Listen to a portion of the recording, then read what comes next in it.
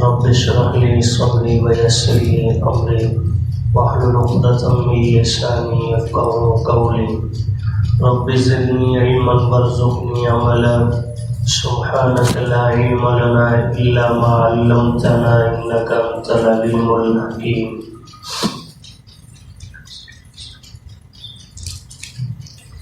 خلق السماوات والارض بالحق، اس نے پیدا کیا ہے آسمانوں اور زمین کو حق کے ساتھ. یکور اللیل علی النہار، وہ لپیٹ دیتا ہے رات کو دن پر. ویکور النہار علی اللیل، اور لپیٹ دیتا ہے دن کو رات پر. وسخر الشمس والقمر، اور اس نے مسخر کیا سورج اور چاند کو. کل یجری، ہر ایک چلتا ہے. لأجل مسمى، ایک مدت مقررہ پر. الا، سنو. هو العزیز الغفار، وہ زبردست بخشنے والا ہے. خلقکم من نفس واحدۃ، اس نے پیدا کیا تمہیں ایک جان کی صورت میں. ثم جعل منها زوجها، پھر اس نے بنایا اسی جان سے اس کا جوڑا. وانزل لکم من الانعام ثمانیۃ ازواج، اور اتارے اس نے تمہارے لیے چوپایوں میں سے 8 جوڑا جوڑا. یخلقکم فی بطون امہاتکم، وہ پیدا کرتا ہے تمہیں تمہاری ماؤں کے پیٹوں میں. خلقا من بعد خلق، پیدا کرنے کے بعد پیدا کرنا. فی ظلمات ثلاث، 3 اندھیروں میں. ذالکم اللہ ربکم، یہ ہے تم اللہ تمہارا پروردگار. لہ الملک، اسی کے لیے ہے بادشاہت. لا الہ، نہیں ہے کوئی معبود. الا ہو، مگر وہی. فانا تصرفون، پس کہاں تم پھرے جا رہے ہو. سورہ زمر کا درس چل رہا ہے. ابتدائی آیات میں اللہ پاک نے حقانیت قرآن مجید کا ذکر فرمایا اور اپنی وحدانیت کا ذکر فرمایا مشرکین مکہ کے اعتراضات کے جواب کی صورت میں، جس میں اس بات کا اظہار موجود تھا کہ عبادت میں بھی اللہ کا کوئی شریک نہیں، اللہ کی ذات کا کوئی مشیر کوئی مثیل نہیں، اللہ کی ذات کی کوئی اولاد نہیں، اللہ اولاد سے بھی پاک ہے. تو اللہ کی وحدانیت توحید کا ذکر تھا ابتدائی آیات میں. آج کی ان 2 آیات میں توحید کے اللہ نے دلائل بیان فرمائے ہیں کہ اللہ وحدہ لا شریک کیوں ہے، عبادت کے لائق وہی صرف کیوں حقدار ہے. اس لیے کہ جو امور آج کی آیات میں آ رہے ہیں کہ ان امور کے اندر اللہ کے ساتھ کوئی اور شریک نہیں. تو جب اللہ کے ساتھ ان امور میں کوئی شریک نہیں تو پھر عبادت میں بھی اللہ کا کوئی شریک بن سکتا نہیں. تو ان 2 آیات میں 6 دلیلیں بیان کی گئی ہیں اللہ رب العزت کی وحدانیت کی. دلیل نمبر 1 فرمایا خلق السماوات والارض بالحق، معبود وہ ہے، اللہ وہ ہے جس نے آسمانوں اور زمین کو حق کے ساتھ بنا دیا. اگر کوئی اور ذات پوری کائنات میں ایسی ہے کہ جس نے اس جیسا آسمان و زمین کا نظام بنا رکھا ہے تو اس کی بھی عبادت کی جائے، تو یقیناً اللہ جیسا نظام کسی اور نے بنایا ہوا نہیں، عبادت کے لائق بھی کوئی نہیں. دلیل نمبر 2 یکور اللیل علی النہار ویکور النہار علی اللیل، کہ وہ لپیٹ دیتا ہے رات کو دن پر اور لپیٹ دیتا ہے دن کو رات پر. یعنی رات ہوتی ہے تو اچانک اللہ دن کو نمودار فرما دیتے ہیں، اور دن ہوتا ہے تو اچانک رات آ جاتی ہے. تو یہ دن اور رات کا نظام جو میرے رب نے بنا رکھا ہے، اس جیسا نظام بھی اگر کسی اور نے بنایا ہے تو اسے شریک کر لو. اور اللہ نے صرف یہ نہیں کہ دن روشنی اور رات اندھیرے کی صورت میں بنائی، بلکہ میرے رب کے اس بنانے میں تقسیم وقت میں بھی حکمتیں ہیں. قرآن مجید نے کئی ایک مقامات پر اس کے مقاصد بھی بیان فرمائے کہ حکمت اور مقصد کیا ہے. کہیں فرمایا وَجَعَلْنَا اللَّيْلَ لِبَاسًا وَجَعَلْنَا النَّهَارَ مَعَاشًا، رات ہم نے پردہ بنائی ہے. اب دن کے وقت میں وہ ماحول نہیں رہتا گھر کے اندر، لیکن جیسے ہی رات کی تاریکی چھا جاتی ہے، اب تو خیر اپنے اپنے کمروں کی صورت میں پردے بھی بن گئے، لیکن یہ بزرگ حضرات جانتے ہیں پرانے زمانے میں جب ایک ہی جو ہے نا وہ بڑا کمرہ ہوتا اور سب اسی میں سو جاتے ہیں. اب شرعی تقاضے بھی ہیں. اب اگر یہ پردہ نہ ہوتا تو کیا شرعی تقاضے اپنی اولاد اور پوری فیملی اور گھر کے سامنے پورے کرنے ممکن ہوتے؟ تو میرے رب نے اسے لباس اور پردہ بنا دیا. جیسے کپڑا پہننے کے بعد سطر ڈھک گیا، ایسے ہی رات آنے کے بعد اللہ پاک نے ایک پردے کی صورت بنا دی.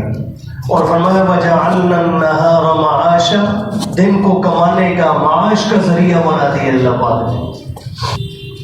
تو بہرحال فرمایا کہ عبادت کے لائق وہ ذات ہے جس نے دن اور رات کا یہ خوبصورت نظام بنا رکھا ہے. اور ظاہر بات ہے اب دن کے اندر اللہ نے سورج کو کام پہ لگایا ہوا ہے، رات آتی ہے تو چاند مقررہ وقت پہ نکل آتا ہے. تو تیسری دلیل بیان فرمائی وَسَخَّرَ الشَّمْسَ وَالْقَمَرَ، اس نے سورج اور چاند کو تمہارے تابع کر دیا، مسخر کر دیا، تمہارے لیے کام میں لگا دیا. اب ذرا سی دیر کے لیے رات کے وقت میں لائٹ چلی جائے ہم کتنے پریشان ہوتے ہیں. کھانے کا وقت ہو، دسترخوان لگا اور لائٹ چلی جائے تو وابڈا والوں کو پتہ نہیں کتنی حدیثیں سنا دیتے ہیں. یہی ٹائم ملا تھا، خصوصاً سحری افطاری کا ٹائم ہو. تو میرے رب نے روشنی کا کتنا بہترین انتظام فرما دیا، کوئی پرابلم نہیں، ذرا بھر بھی. پوری کائنات کے اندر اللہ پاک نے یہ نظام رکھا ہوا. اور رات کے وقت میں بھی اللہ پاک نے چاند کی صورت کے اندر، اب صرف یہ نہیں کہ یہ روشنی، سورج اور چاند روشنی کے علاوہ بہت سارے فوائد میرے رب نے رکھے ہیں. غلہ، اناج، پھلوں کے پکنے کے لیے، ان میں مٹھاس کے پیدا ہونے کے لیے ان کا اللہ پاک نے جو ہے نا وہ اللہ پاک نے ان کو مقرر فرما رکھا ہے. تو فرمایا وَسَخَّرَ الشَّمْسَ وَالْقَمَرَ، اللہ تو وہ ہے جس نے مسخر کیا ہے سورج اور چاند کو. اور مسخر کرنے کے بعد اب کائنات میں کتنا ہی ماہر کاریگر کیوں نہ ہو، بلب لگاتا ہے ایک بلڈنگ کے تو یہاں بھی اس بیچارے سے کہیں نہ کہیں مسٹیک ہو جاتی ہے، شارٹ سرکٹ کا جو ذریعہ بنتا ہے اور کہیں نہ کہیں نقصان ہو جاتا ہے. میرے رب نے اتنے بڑی بڑی لائٹیں لگا ڈالی اور عرصہ بیت چکا اور صبح قیامت آ جائے گی، لیکن نظام قدرت کے اندر کہیں بھی فالٹ نہیں آئے گا، کہیں بھی خرابی نہیں آئے گی. تھوڑی دیر کے لیے لائٹ کا بند ہو جانا، جل جانا، کچھ بھی نہیں، برابر پورے اندر میں. تو فرمایا ہر ایک چلتا ہے لأجل مسمى، وقت مقررہ پر. جب حکم ہے نکلنا ہے سورج نے نکلنا ہے، جب حکم ہے غروب ہونا ہے غروب ہونا ہے. ایسے ہی چاند کو بھی میرے رب نے وقت پر مقرر فرما رکھا ہے. اب 3 دلیلیں اس آیت میں بیان فرمائی، آگے تنبیہ فرما دی اللہ. اب ان دلیلوں کا تقاضا کیا ہے کہ جب یہ سارا نظام میرے رب کا ہے تو پھر سجدہ بھی کس کے آگے ہونا چاہیے. تو فرمایا سنو خبردار، هو العزیز. یہ نظام کائنات کو دیکھ کر اللہ کی ذات کو مخلوق پر قیاس نہ کرنا کہ مخلوق سے گڑبڑ ہو جاتی ہے. فرمایا هو العزیز، وہ زبردست ہے، اتنا زبردست ہے. فرمایا نہ کبھی اس کے کاموں میں اسے کبھی سستی لاحق ہوتی ہے، نہ کبھی نیند آتی ہے، نہ کبھی اونگ آتی ہے. وہ مکمل جو ہے وہ ہر وقت ان عیوب سے پاک ذات ہے. تو فرمایا هو العزیز، وہ زبردست ہے. اور اگلا جملہ یہ اللہ کی صفت عزیز بھی، اور اگلا الغفار بخشنے والا۔ اب بظاہر ان دونوں کا جوڑ نظر نہیں آ رہا، وہ زبردست ہے، وہ بخشنے والا ہے، لیکن مفسرین نے بڑی عجیب بات لکھی ہے۔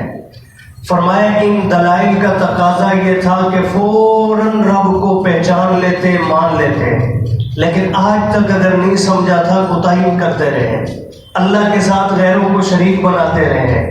تو فرمایا کوئی بات نہیں، آج سمجھ آ گئی ہے، آج ہی اللہ سے توبہ کر لو، الغفار وہ بخشنے والا ہے، معافی مانگ لو، وہ معاف کر دے گا۔ اگلی آیت کریمہ میں 3 دلیلیں اور بیان کی۔ اب یہ عمومی دلیلیں تھی کل کائنات کی، اب اللہ پاک نے خصوصی طور پر کچھ دلیلیں بیان فرمائی۔ فرمایا خلقکم من نفس واحدہ، اللہ تو وہ ہے جس نے تمہیں ایک جان کی صورت میں بنایا۔ انسانیت کی ابتدا حضرت آدم علیہ السلام، یعنی اللہ نے انسان کو بنانا چاہا تو سب سے پہلے کس کو بنایا جی؟ حضرت آدم کو۔ ثم جعل منها زوجها، اور پھر اسی جان سے اللہ نے اس کا جوڑا بھی بنا دیا، پسلی سے اما حوا کو پیدا فرما دیا۔ تو فرمایا تمہاری ابتدا یہ ہوئی حضرت آدم اور اما حوا کی صورت، اور پھر آگے اللہ نے ان کی نسل کو جاری فرمایا، آج میں اور آپ بھی موجود۔ یہ آگے چوتھی دلیل، آگے 5ویں دلیل ہے۔ فرمایا وَأَنزَلَ لَكُم مِّنَ الْأَنْعَامِ ثَمَانِيَةَ أَزْوَاجٍ، اب ظاہر بات ہے اللہ نے بنایا ہے انسان کو تو اس کی ضرورتیں بھی ہیں، اللہ نے ان ضرورتوں کو، ان تقاضوں کو بھی پورا فرمایا۔ انہی میں سے ایک فرمایا اتارا ہے اس نے تمہارے لیے چوپاؤں کی صورت میں 8 جوڑے جوڑے۔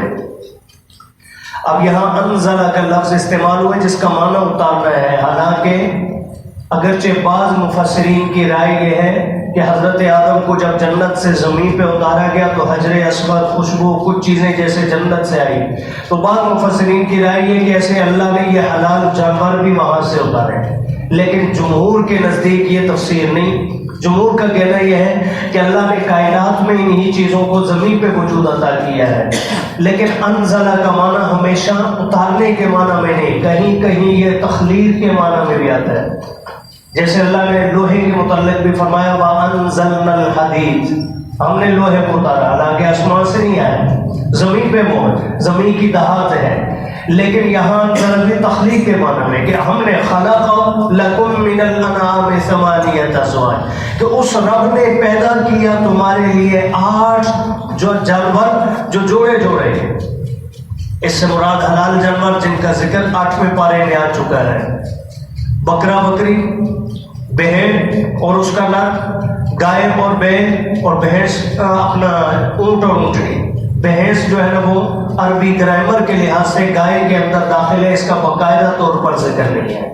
4 جانور جو جن کا جوڑا موجود ہے، گائے بیل، اونٹ اونٹنی، بکرا بکری اور بھیڑ اور اس کا نر، تو یہ 8 جانوروں کا یہاں ذکر موجود ہے۔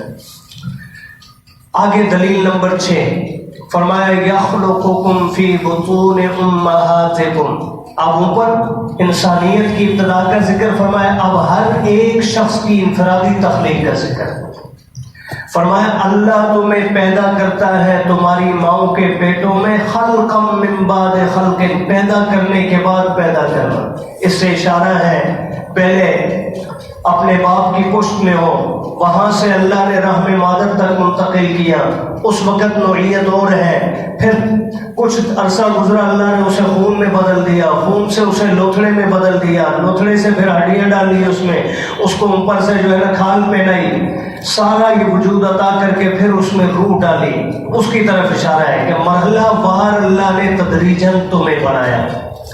فی ظلمات ثلاث، اور یہ بنانا ہیوی قسم کے بلب لگا کر نہیں، فرمایا 3 اندھیروں کے اندر۔ اب دنیا کا کاریگر ذرا سی لائٹ میں کمی آ جائے تو وہ اپنا کام چھوڑ دیتا ہے، کہیں نقصان نہ ہو جائے، خراب نہ ہو جائے۔ میرا رب ان روشنیوں کا محتاج نہیں۔